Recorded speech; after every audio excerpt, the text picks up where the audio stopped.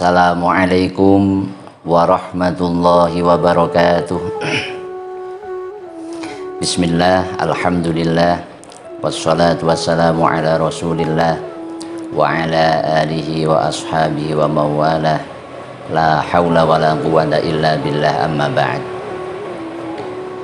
Segenap kaum muslimin muslimat, pemirsa dimanapun berada,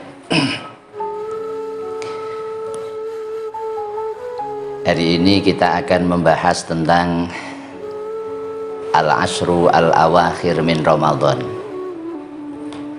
sepertiga akhir atau 10 hari terakhir dari bulan Ramadan. Sebagaimana kita ketahui bahwa bulan Ramadan ini bulan yang istimewa, dan oleh baginda Rasulullah Shallallahu Alaihi Wasallam dibagi dalam 3 kelompok. Bagaimana dalam riwayat beliau, Ramadan itu awwaluhu rahmah, wa awsatuhu maghfirah, wa akhiruhu itqun minan nar. Ramadan itu sepertiga awal adalah saat Allah mencurahkan rahmat dan kasih sayangnya kepada umat dan kepada hamba. Lalu sepertiga yang kedua atau pertengahan Ramadan adalah saat Allah mencurahkan maghfirah dan ampunannya kepada hamba. Dan sepertiga yang terakhir, 10 hari atau 9 hari yang terakhir adalah itqun minan nar. Allah akan memerdekakan, membebaskan hamba-hambanya yang bersungguh-sungguh selama Ramadan, dibebaskan dari siksa api neraka. Untuk menghadapi 10 hari terakhir bulan Ramadan, maka tentu yang pertama dan utama, kita harus meneladani manusia mulia, penghulu para utusan, Nabi akhir zaman Rasulullah Muhammad Sallallahu Alaihi Wasallam. Dalam hadis yang dengan tingkat akurasi paling tinggi, karena hadis ini diriwayatkan oleh Imam Bukhari dan Imam Muslim dalam sahihnya dari ibunda Sayyidah Khadijah, dari ibunda Sayyidah Aisyah. Sayyidah Aisyah al-Humaira dawuh, kana Rasulullah sallallahu alaihi wasallam idza dakhala al-ashrul awakhir shadda mi'zarah wa ahya lailah wa aiqadha ahlah. Kanjeng Nabi itu pada saat memasuki sepertiga akhir bulan Ramadan, maka yang diceritakan dan dikisahkan oleh Sayyidah Aisyah ada 3, minimal 3. Yang pertama, shadda mi'zarah, baginda Nabi akan menyingsingkan lengan baju. Artinya ini kiasan betapa beliau lebih fokus dan serius di sepertiga akhir bulan Ramadan dibanding yang di awal dan di pertengahan. Walaupun di awal dan pertengahan juga sudah serius, sudah fokus, tapi ada nilai tambah pada saat sepertiga akhir bulan Ramadan. Lalu wa ahya lailah, Nabi juga memberdayakan dan memaksimalkan malam-malam di bulan Ramadan untuk betul-betul digunakan untuk memperbanyak amalan-amalan ibadah. Dan itu sebetulnya sebagai contoh bagi kita umat beliau untuk meniru dan meneladani beliau. Lalu wa aiqadha ahlah, bahkan Kanjeng Nabi tidak cuma berpikir untuk diri beliau sendiri, dalam arti beliau sungguh-sungguh untuk memaksimalkan dan memberdayakan bulan Ramadan dengan berbagai amalan-amalan kebajikan itu, tetapi juga mengajarkan dan mengajak kepada orang lain, diawali dengan keluarganya, wa aiqadha ahlah, dan membangunkan keluarganya. Maka juga dalam hadis riwayat Sahihain, riwayat Bukhari Muslim, beliau kadang-kadang di malam hari, utamanya sepertiga akhir bulan Ramadan ini, datang ke rumah Sayyidah Fatimah, Sayyid Imam Ali, lalu membangunkan beliau berdua. Bahasa dari riwayat tersebut, ala tuqidoni fatusallian, tidakkah kalian segera bangun lalu sholat di Ramadan akhir bulan di Ramadan, di hari-hari Ramadan, di hari-hari terakhir bulan Ramadan ini. Akhirnya Imam Ali dan Sayyidah Fatimah akhirnya melaksanakan itu. Lalu di 10 hari bulan Ramadan ini yang terakhir juga baginda Nabi sering melaksanakan i'tikaf. I'tikaf tentu berada di masjid lalu melaksanakan ibadah-ibadah, amalan-amalan, lalu ketika keluar dari masjid dalam hal-hal dan kebutuhan yang khusus sesuai dengan ajaran-ajaran dalam agama kita. Lalu intinya dari hadis itu bahwa ada perhatian lebih, ada kesungguhan plus dari baginda Nabi, dan itu sebagai pembelajaran bagi kita umat Islam bahwa menghadapi sepertiga akhir Ramadan harus lebih serius daripada saat pertama dan saat sepertiga pertama dan sepertiga yang kedua. Walaupun kadang-kadang justru kita lihat di masyarakat justru semangat 45 itu pada saat pertama, semangat 75 itu pada saat kedua, dan akhirnya sepertiga terakhir malah tambah loyo, tambah tidak semangat lagi. Buktinya apa? Tarawih itu ramenya di sepertiga pertama, yang kedua sudah berkurang sedikit, nanti yang ketiga tambah sedikit lagi. Nah, itu jangan untuk kita harus berusaha tidak semacam itu, justru sebaliknya, semakin semangat,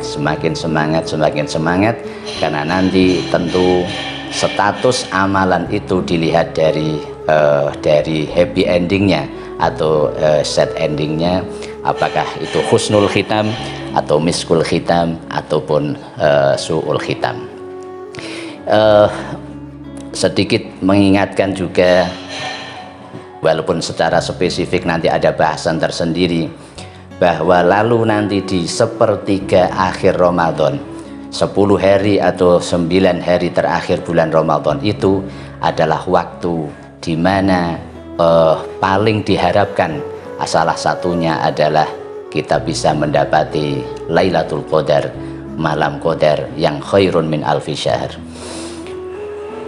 Kita tidak akan membahas apa bentuknya, lalu cuma secara umum kita untuk memberi motivasi bahwa ketika ada tamu agung datang ke suatu daerah, maka pasti semua penduduk daerah itu akan kepengen untuk bahasa internasionalnya ngampir ke, untuk mempersilahkan tamu agung itu bisa hadir di rumah setiap warga.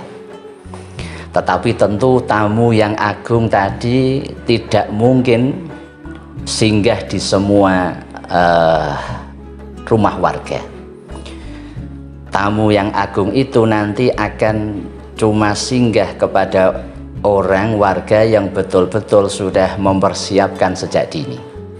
Demikian juga datangnya Lailatul Qadar yang oleh baginda Nabi faltamisuha fil ashril awakhir min Ramadan. Ketika Kanjeng Nabi ditanya kapan itu Lailatul Qadar Kanjeng Nabi, maka Kanjeng Nabi dawuh yang paling sering adalah faltamisuha fil ashril awakhir min Ramadan. Kalian harus siap-siap untuk bersungguh-sungguh mendapatkan Lailatul Qadar itu di sepertiga akhir atau di 10 akhir bulan Ramadan. Utamanya lagi tentu nanti di tanggal-tanggal dan malam-malam yang ganjil, itu juga nanti ada riwayat yang lain. Lailatul Qadar mengapa oleh baginda Nabi itu nanti secara umum akan lebih kemungkinan datang di sepertiga akhir atau 10 hari akhir bulan Ramadan, karena di situ tadi Lailatul Qadar ini tamu agung. Maka tamu agung tadi tidak bisa singgah ke semua orang yang mengharapkan, walaupun semua orang mengharapkan, tapi dia akan singgah kepada orang yang betul-betul sudah menyiapkan dirinya sejak dini untuk menyambutnya. Lailatul Qadar pun demikian. Mengapa diharapkan setelah 20 hari kita berpuasa, jiwa raga kita sudah dibina, ditempa oleh puasa, maka diharapkan ada satu tingkat kesadaran yang lebih tinggi, dan diharapkan dengan demikian sudah siap untuk menerima kedatangan tamu mulia, yaitu Lailatul Qadar. Dan yang terakhir kami berharap dan mengajak bareng-bareng kita bersama-sama betul-betul memaksimalkan 10 hari terakhir bulan Ramadan atau sepertiga akhir bulan Ramadan, agar kita nanti tidak termasuk golongan hamba atau umat yang disinyalir Kanjeng Nabi di dalam hadis yang diriwayatkan oleh Imam Bukhari dalam kitab Al-Adab Al-Mufrad, Imam Hakim dalam Mustadrak, Imam Ibnu Hibban dalam Sahihnya, Imam Baihaqi dalam Sunannya. Di antaranya saya ambil yang spesifik untuk 10 hari akhir bulan Ramadan. Intinya di situ Nabi naik mimbar. Lalu setiap mimbar pada saat itu ada 3 tangga. Lalu setiap Nabi naik tangga itu, Nabi selalu mengatakan amin, amin, amin. Akhirnya setelah memberi wejangan wasiat kepada umat, akhirnya turun dari mimbar. Sebagian sahabat bertanya, ya Rasulullah, sami'na minka qaula amin thalatha marrat fama nafham al-murad. Kanjeng Nabi, tadi setiap jenengan naik ke mimbar tadi kami mendengar jenengan mengatakan amin, dan kami belum paham apa maksudnya. Akhirnya Kanjeng Nabi menjelaskan.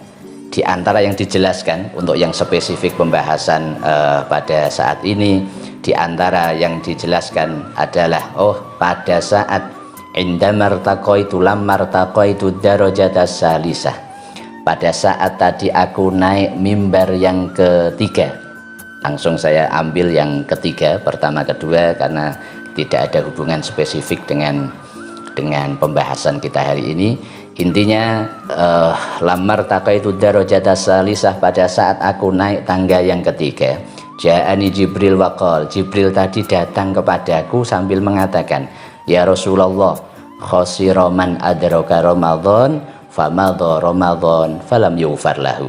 Kanjeng Nabi, sungguh rugi umatmu yang mendapati bulan Ramadan, yang diberi anugerah Allah usia panjang hingga bisa mendapati bulan Ramadan, berpuasa di bulan Ramadan, beribadah di bulan Ramadan, kok pada saat Ramadan telah pergi, pada saat Ramadan telah selesai, pada saat Ramadan telah pamit, maka dosa-dosa dan kesalahannya belum diampuni Allah Subhanahu wa Ta'ala. Maka akhirnya aku, baginda Nabi dawuh, aku mengatakan amin. Maka dengan demikian, ayo bareng-bareng bersama-sama kita berdayakan, kita maksimalkan kesempatan emas, kesempatan yang mulia. Kita masih diberi usia panjang di bulan Ramadan, bisa kita pakai untuk memperbanyak betulan amal kebajikan di bulan Ramadan. Betul-betul rugi pada saat kita tidak memaksimalkannya. Satu amalan ibadah sunnah seperti amalan wajib di luar Ramadan, satu amalan wajib di Ramadan sama dengan 70 amalan wajib di luar Ramadan. Satu kali hatam kita di bulan Ramadan minimal sama dengan 70 hatam di luar Ramadan. Setiap hari Jumat kita memasukkan kas di masjid 1000, maka di luar Ramadan itu sudah sama seperti 70.000. Hal-hal semacam itu, kita memberi nasihat sekali sama dengan memberi nasihat 70 kali. Maka betul-betul harus diberdayakan, kita maksimalkan supaya nanti kita termasuk al-khirrijin al-mansyudin, termasuk alumni terbaik bulan Ramadan, dan mendapat anugerah itqun minan nar, mendapat anugerah kita dibebaskan dari siksa siksa api neraka, dan kita terselamatkan dari dawuh malaikat Jibril kepada Kanjeng Nabi, khosira man adraka Ramadan wa madha Ramadan falam yughfar lahu. Sungguh rugi orang yang mendapati bulan Ramadan, usia panjang di bulan Ramadan, lalu Ramadan selesai kok dosa-dosanya belum diampuni Allah Subhanahu wa taala.